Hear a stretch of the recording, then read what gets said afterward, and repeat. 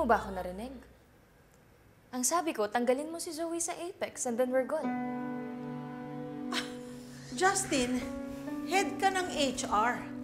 You should know that I can't just remove her without reasonable cause.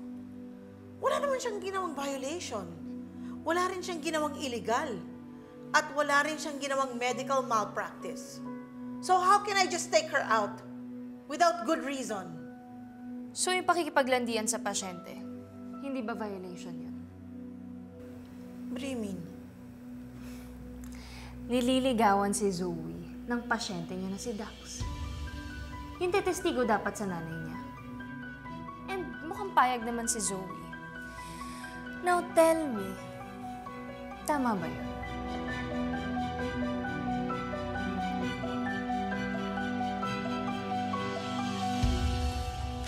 Kuya? Kuya, sandali. Kaya nang galing to?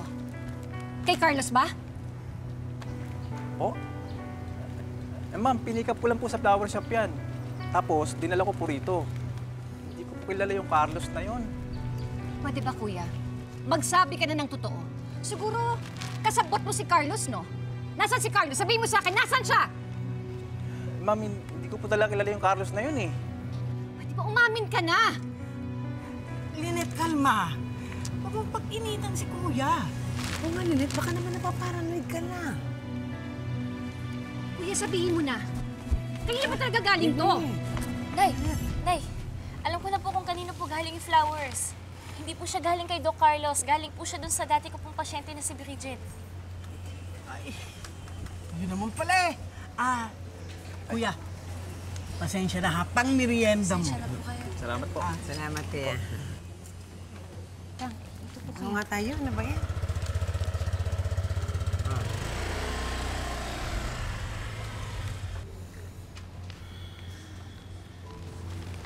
Nay, mukhang nag-a-anxiety ka po.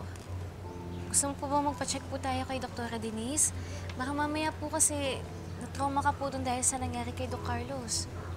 Anak, hindi ko kailangan ng psychiatrist. Iba tong nararamdaman ko sa dati. Galit ako kay Carlos. Lalong-lalo na ngayon, hindi pa siya nahuhuli ng mga pulis. Kaya nga, Lynette, huwag ka naman masyadong mag-alala. Walang masamang mangyayari sa inyo ni Annalyn. Diyosa, hindi ka naman makakasiguro dyan eh.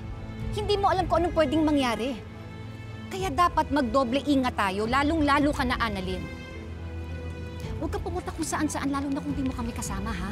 Pagkatapos ng duty mo sa ospital, umuwi ka kagad dito sa bahay. Hindi natin alam kung nasaan si Carlos, hindi natin alam kung ano mga pinaplano niya. Naintindihan mo? Pumasok ka tayo sa loob. Kita kayo.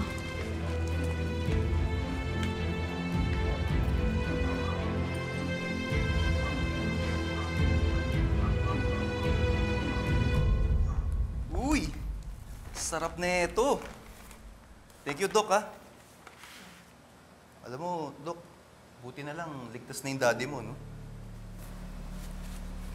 Ligtas na si Daddy? Oo. Eh, di ba nung huli parang nag-aalala ka na baka napatay na siya? Buti na lang ligtas si Doc RJ. Niligtas niya pa si Ma'am Lynette. Oo, si Daddy. Sige na, kumain ka na. Alam mo, Doc, pag ako nakalabas dito, dadaling kita sa masarap na restaurant. Meron akong alam na mura. Kumakain ka ba ng exotic?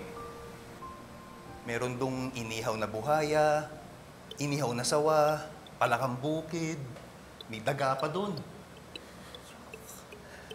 Tsaka yung paborito ko, yung soup number 5. Masarap yun. Parang ako.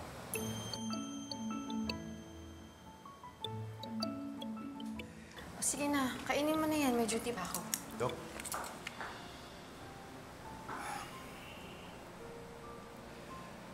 Gusto talaga kita eh. Pagbigyan mo lang akong mahalin kita, mabubusog ka sa pagmamahal ko.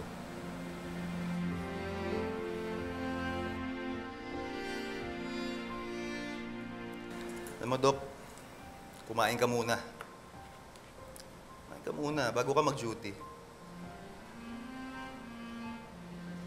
Sige na. Isa lang, bago ka mag-duty. Okay lang. Okay lang, sige sa'yo na yan. Isa lang. Marami ka pang gagawin. Isa lang. Sige na. Sige na. Sarap, di ba? Gusto mo pa? Gusto ko eh. Thank you, Doc, ah.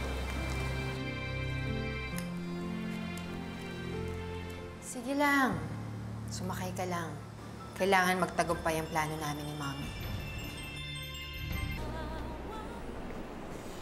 Eh, parang masarap maghalo-halo ngayon. Mainit. Parang best ko. Ako, Dapat gusto ko lunch mag-leche din tayo. Siopaw, gusto niyo. Ano, tara, kain tayo. Sige, okay lang. Kahit kayo na lang muna. Next time na lang ako. Medyo pinagbabawal kasi ako ni nanay na lumabas ngayon eh. Ay, Dok, dahil pa rin ba yan kay Doc Carlos? Yung kinukwento ko sa inyo kanina? Dok, sorry parang medyo OA dito si Tita Lynette. Kasi feeling ko din na magpapakita si Doc Carlos. Takot lang niya mahuli, di ba? Kaya nga, lalo ngayon. Ang totoo niyan, parang nakita ko nga siya sa labas ng bahay kanina eh. Ha? Ano yun? Talaga? Pero hindi ako sigurado kasi nawala din siya kaagad. Eh, di siguraduhin mo. Kanina naman siya yun. Sige nga, paano niya sisiguraduhin? Kung nandito talaga si Doc Carlos, sure ako kung saan siya pupunta. Harry! My gosh.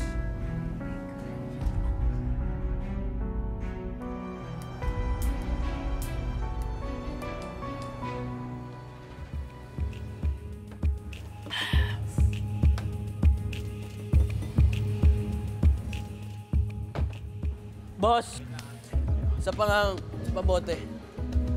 Tapos na eh. Sir, mukhang marami ka nang nainom, ah. Magpababa ka muna kaya.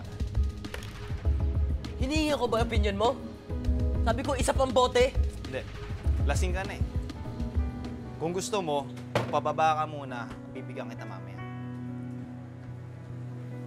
Boss. Bakit? Ito, lasing na, oh. Grab na natin. Ayan. Sir, may problema ba? Wala. Nag-order lang ako na isa pang bote. Ano problema? Sir, kalma. Magkape na lang kayo. Gusto mo kape? Pagtitibla kita. Tipla mo kape. Sino ba kayo, ha? Can you leave me alone? Ano ba? Kalma! Upo nga! Okay ka lang? Okay lang ako. Tol, Hindi ako lasing. tipla mo ang kape si sir.